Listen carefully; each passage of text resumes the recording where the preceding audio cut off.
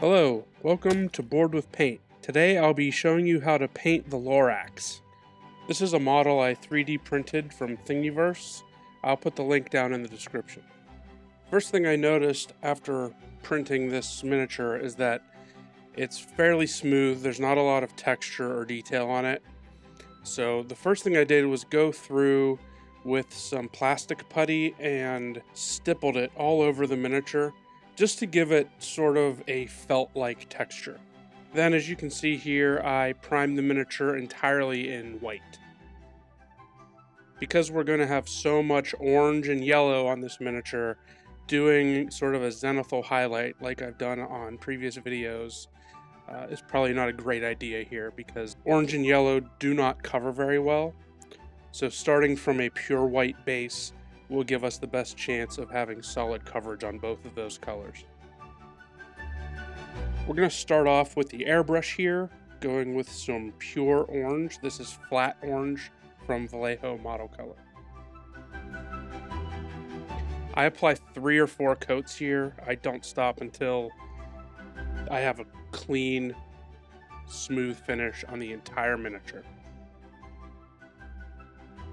If you don't have an airbrush, you can definitely use a regular brush for this, but you'll probably need more coats. The airbrush just makes this process go a lot faster because there's a very large area to cover, and the airbrush is pretty good at keeping things nice and smooth.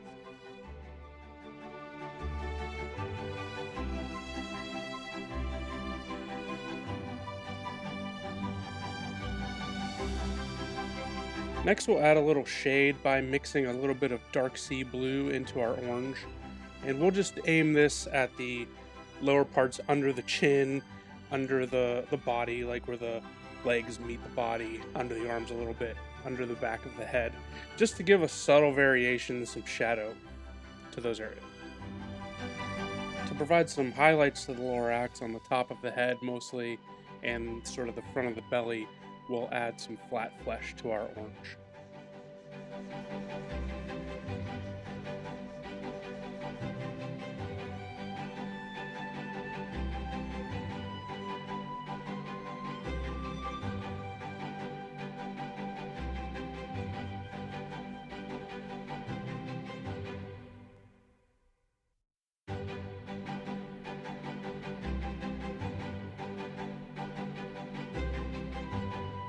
Now we'll go back to the orange and making a very thin mix of it in the airbrush.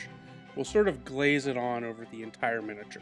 This should bring the shade and the highlight areas back together a little bit and blend those a little bit nicer.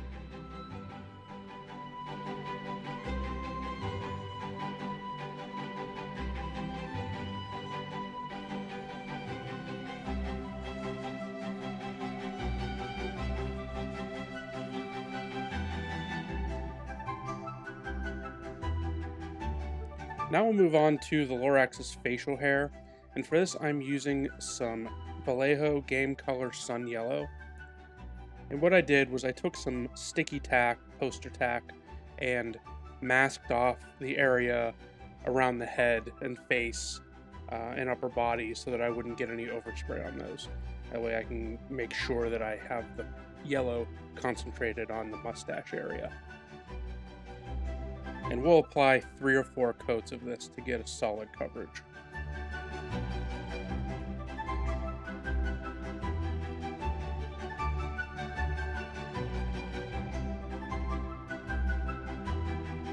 Now for the big reveal, we'll take the sticky tack off and see how we did on the masking off.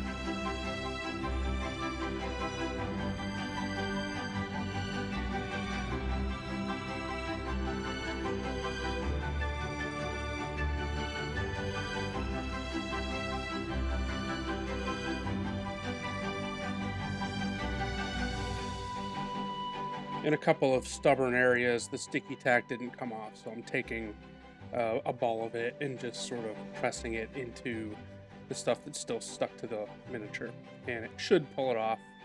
Some of it's a little bit persistent, but we'll get it all eventually.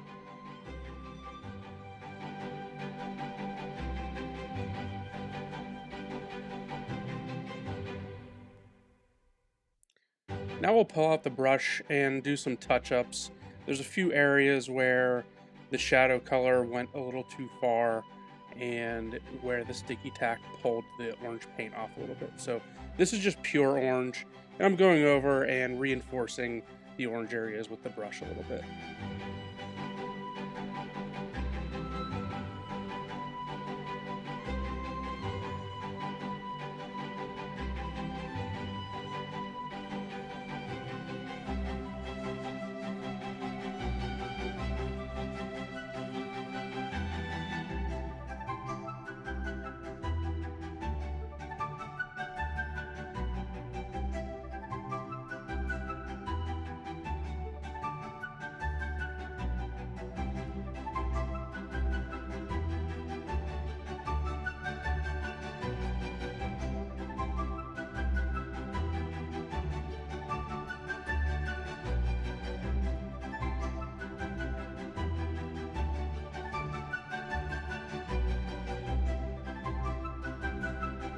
Unfortunately, my masking job was not especially precise, so I have to go in with the brush and back to our yellow to hit a few areas of the, I guess that's a mustache, just this big ball of facial hair. Maybe it's a mustache and a beard at the same time. But we're going to hit the places where the yellow did not cover where it should have. This will probably take somewhere between 50 and 60 coats to cover the orange. Maybe I'm exaggerating a little, but it will take a lot.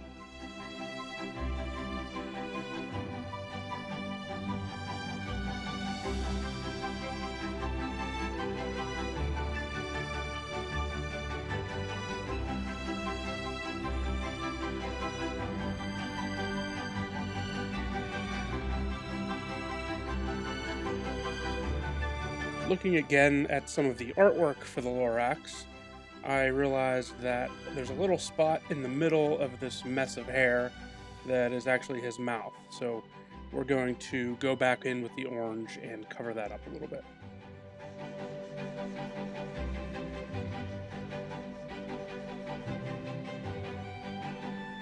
And while I have orange on my brush, I'm just going around the facial hair and cleaning up the edge a little bit. Touching up a few other areas where the yellow went a little too far. Now we'll move on to paint the eyes.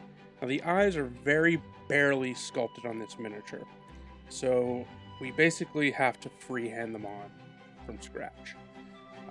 I looked at some of the artwork for the Lorax, and he's got sort of these half-closed, sleepy-looking eyes in a lot of the art. So I've decided to sort of use up half of the space for the eyes for an eyelid. So I took some black paint, thinned down with a little bit of flow enhancer so I can draw nice thin lines.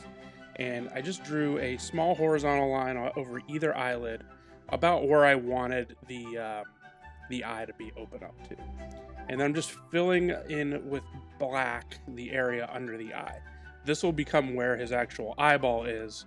Above that, we'll do sort of a little half circle to map out where the rest of the eyelid is.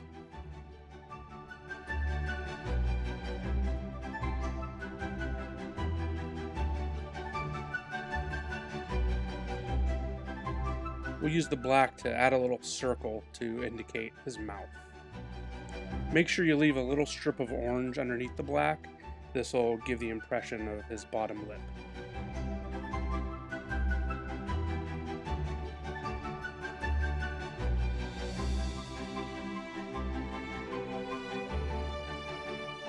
Here we're preparing some black to paint the Lorax's eyelids.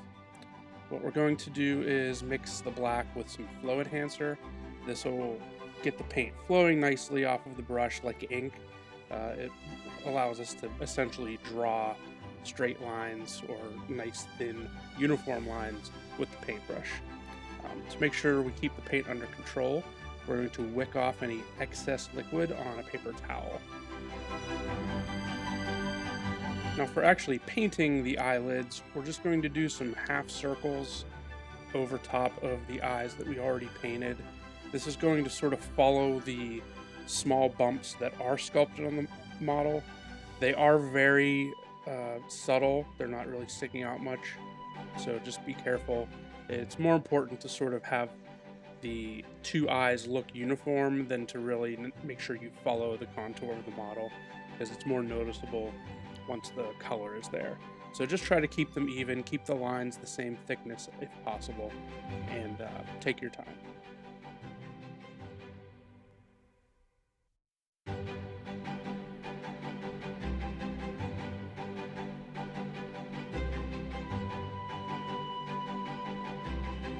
The Lorax's nose is turned up slightly, so I'm going to give him a couple of nostrils, also using the black. A couple of dots will suffice.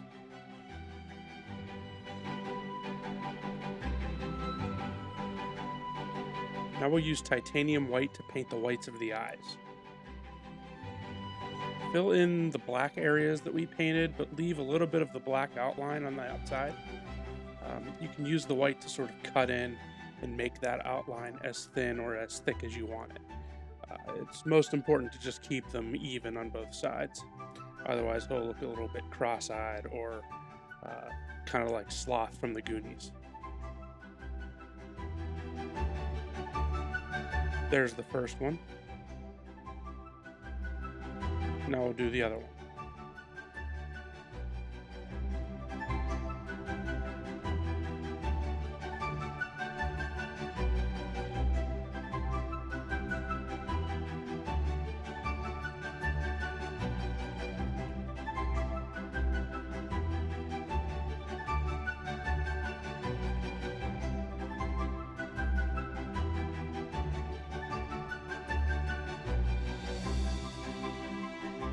And there's his other eye. Now I'm just going through to make sure both sides are even and they look the same.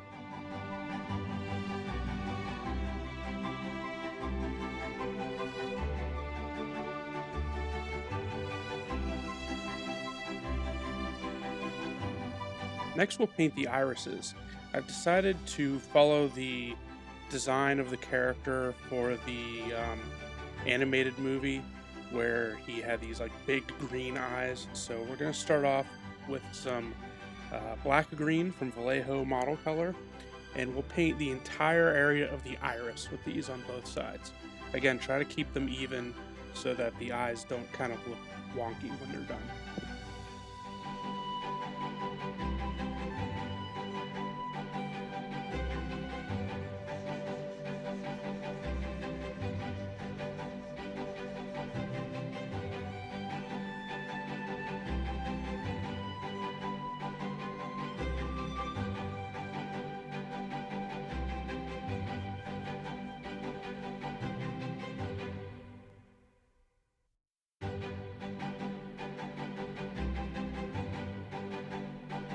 Now we'll start to layer up to the actual eye color by mixing some of the sun yellow with the black green. We'll build up the highlights by focusing on the bottom of the iris, leaving the dark green around the outside and in the upper portion. We'll do small sort of half moon shapes at the bottom of the eyes, and we'll start to build up a brighter highlight at the bottom of the iris. We'll repeat this process several times, each time adding more of the yellow to the green to get a nice light green, and we'll cover a slightly smaller area, the way we would layer up color in any other miniature.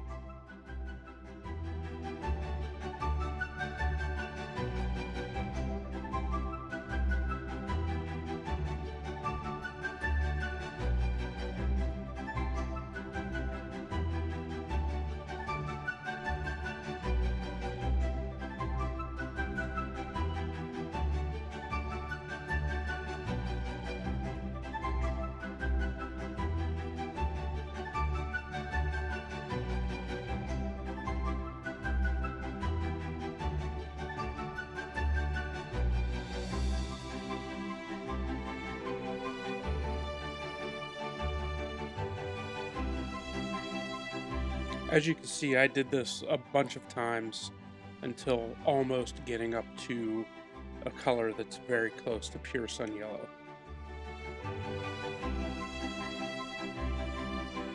Now we'll go in very carefully with pure black and paint in the pupils. These will be half ovals starting at the eyelid and coming down into the iris, roughly filling in about the inner half of the iris.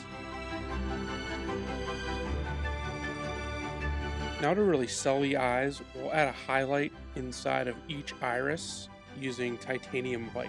All this is going to be is a very small circle that overlaps about half of the pupil and half into the iris.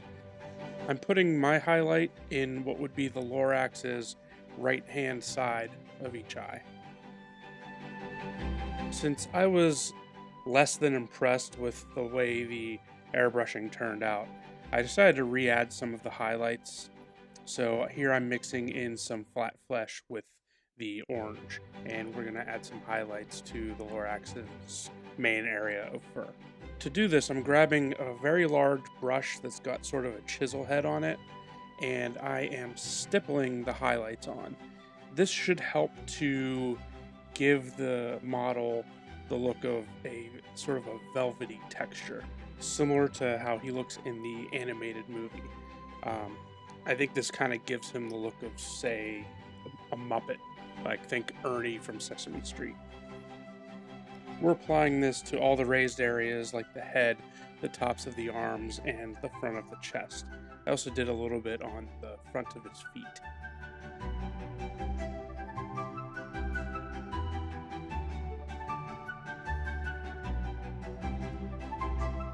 As we typically do when highlighting, we will add some more of the bright color, the flesh color, to the orange, and continue this several more times, going over the areas that we already touched on. The idea is not to necessarily cover the exact same spot. We want to let the texture show through in each subsequent layer, and that will give the illusion of depth to the model.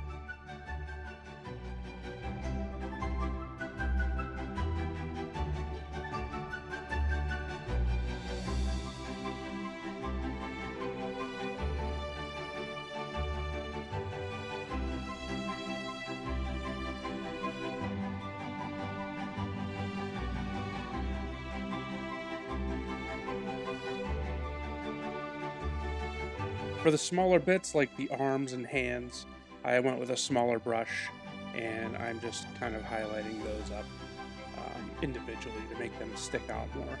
I'm still using a little bit of a stippling motion here, a little bit of maybe drawing small lines to give the impression of fur.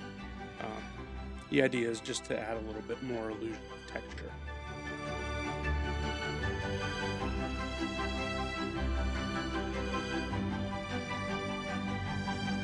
Here I'm adding a little bit of highlight to the Lorax's face. That includes the bottom lip.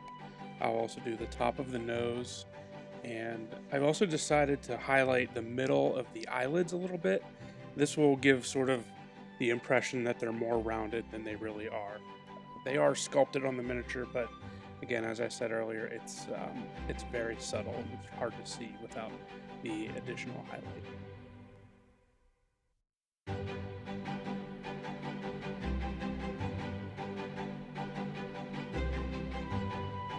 We'll repeat this again, adding more flat flesh to the orange and covering a smaller area.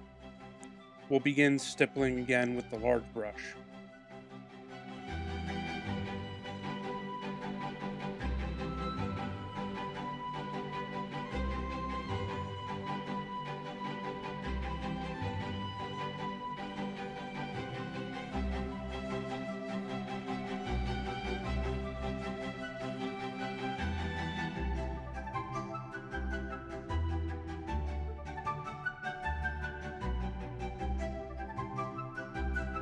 And now back to a smaller brush to do some of the finer details.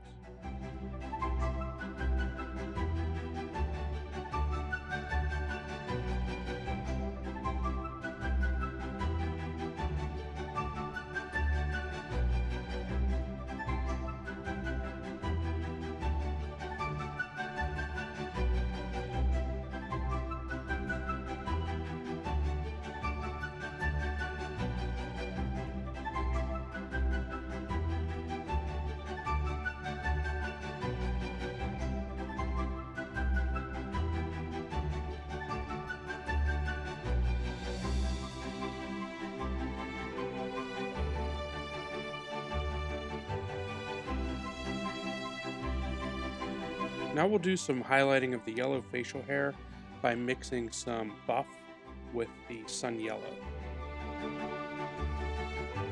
I'm painting this on all the raised areas of the yellow.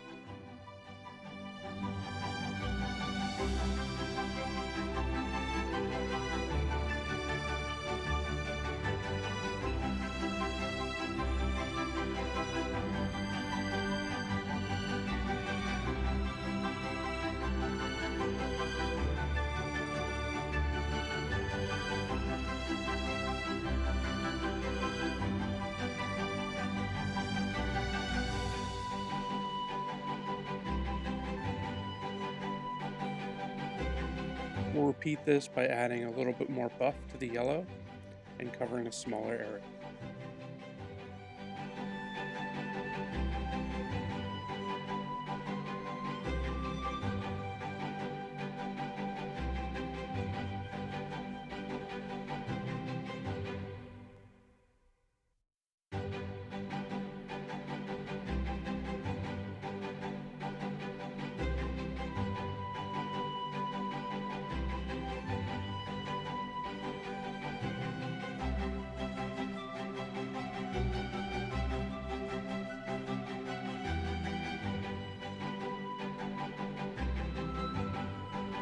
And again with more buff.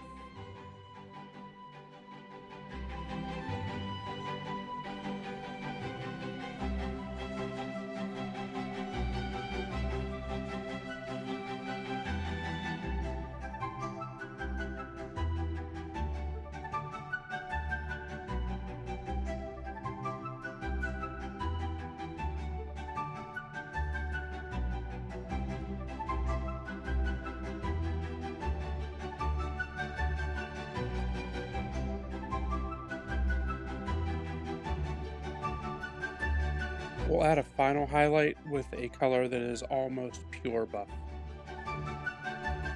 This will cover the smallest area and only on the highest points of the facial hair.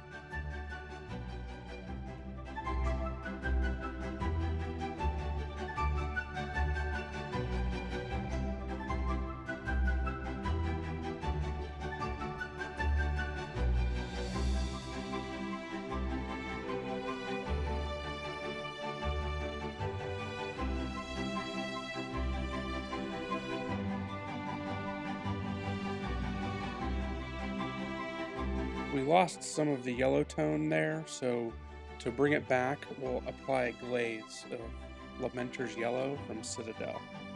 This can be applied over the entire area of facial hair.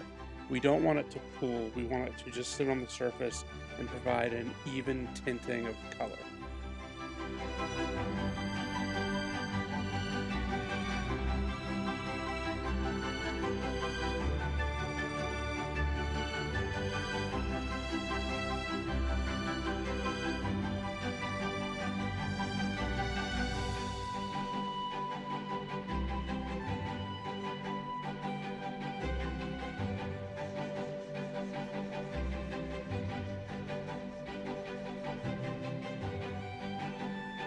For the orange bits of fur, we'll do almost the exact same thing, only this time we'll make our own glaze by mixing some Vallejo glaze medium in with the flat orange base color that we use for the Lorax.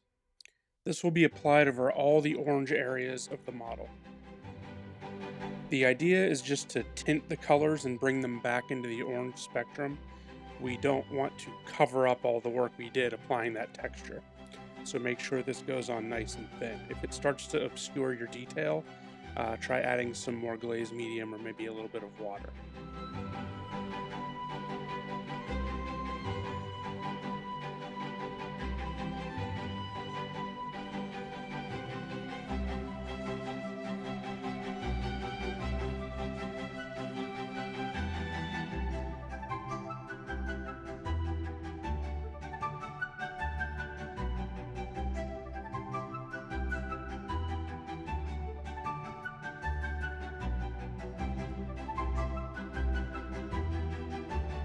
Now we'll reinforce the shadows by adding some shade. I'm starting here with Cassandora yellow and I'm applying it to the undersides of the facial hair and trying to bring out some of the separation between the different strands. Even though this is a wash, I'm applying it more like a glaze selectively. I'm not slathering it on and letting it pool in the recesses, because there aren't a lot of recesses on this model. So I'm more strategically applying the shade into the shadowed areas directly.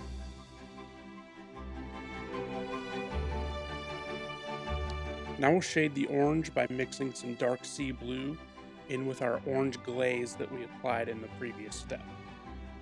This will be applied anywhere that would be in shadow on the model, like under the arms, under the belly, between the legs, a tiny bit under the nose maybe, under the mouth and chin, and some at the base of the skull.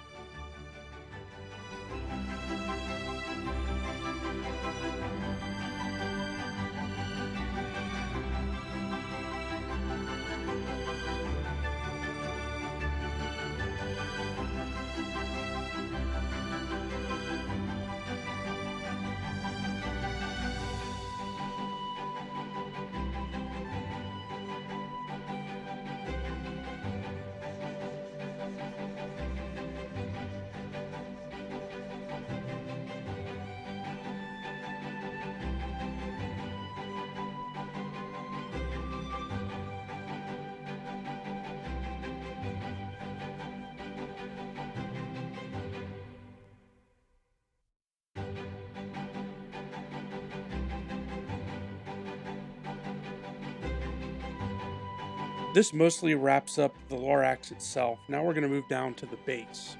The model has sort of a sculpted tree trunk as the base, so we're going to paint it to look like that. We're going to start off by painting the top of it with buff.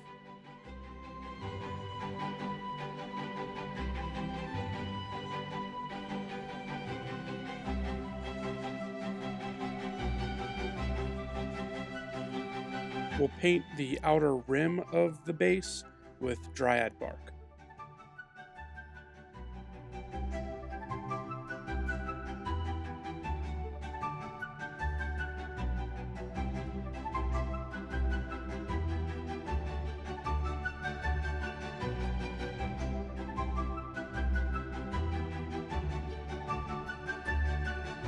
To give the base sort of a bark-like texture, I'm going to paint some vertical lines all around the outside of the base.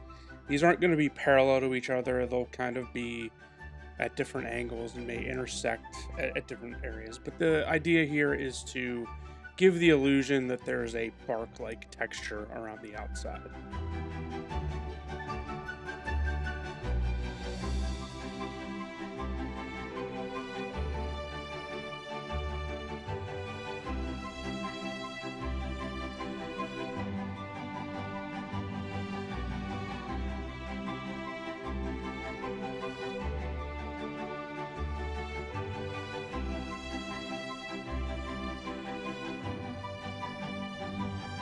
Now to darken the wood, I'm applying a thin coat of brown ink.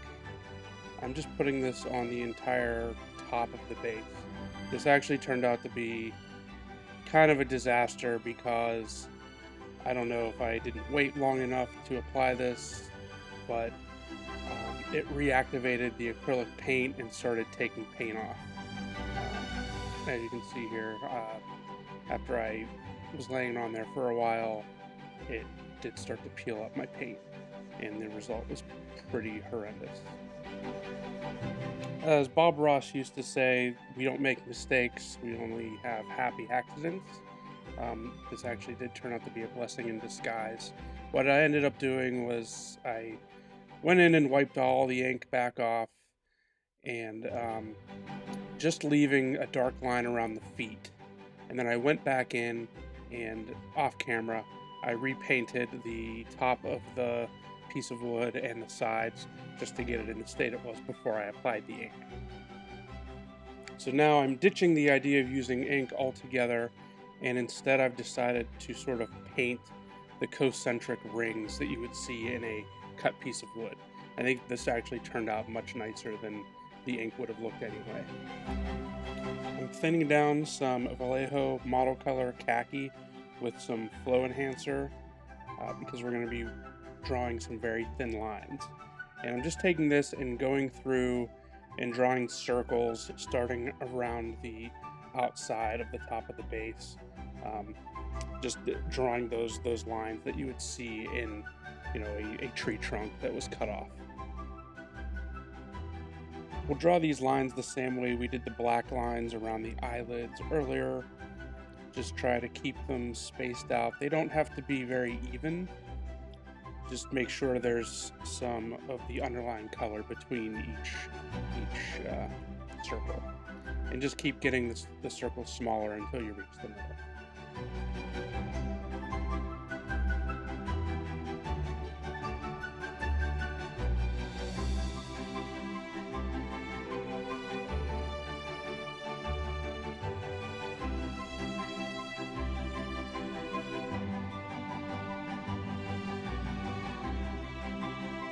Now we'll apply a little bit of a highlight on the top of the bark part of the wood. I'm just mixing a little buff in with the Dryad Bark, and I'm tracing around the upper edge around the outside. So this will be the highlight on the bark itself. I'm also sort of randomly sprinkling in some highlights on the side of the bark just to add to the texture a little bit. So we have some high points with this mix, and then some of the shadowed areas with the black lines.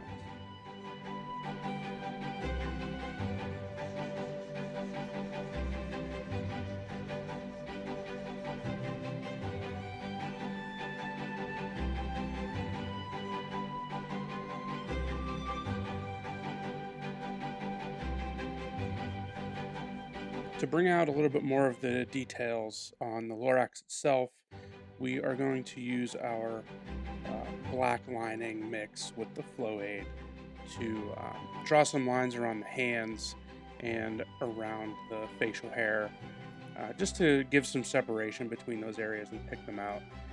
I think the hands especially needed it because, again, the sculpt is not very detailed, so you basically just have to draw in shapes for the hands, and that seemed to work out okay.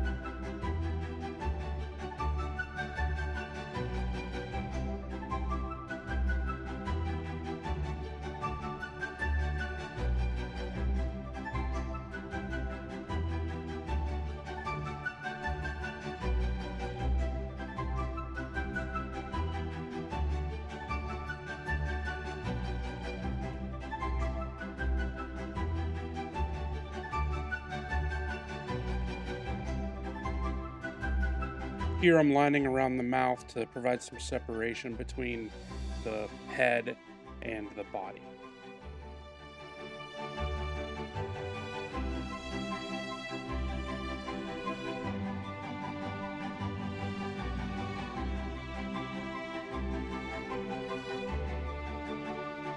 The animated movie Lorax has these big bushy yellow eyebrows, which are not sculpted on this miniature, and I think those are too big of a detail to really freehand.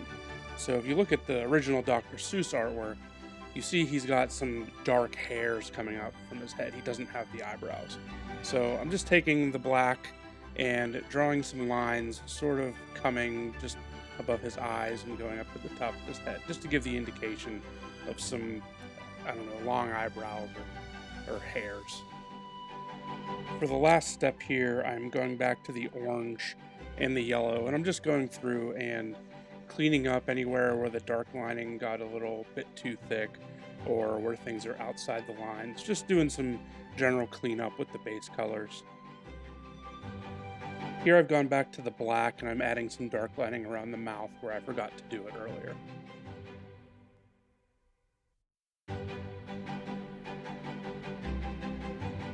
And that wraps up the Lorax. I hope you found this video entertaining and helpful. If you did, please go down and click the like button, subscribe to the channel, and click the bell icon so that you're notified whenever I release a new video. You can also follow me on Instagram, Twitter, and Facebook. There's links in the description for those. So until next time, happy painting.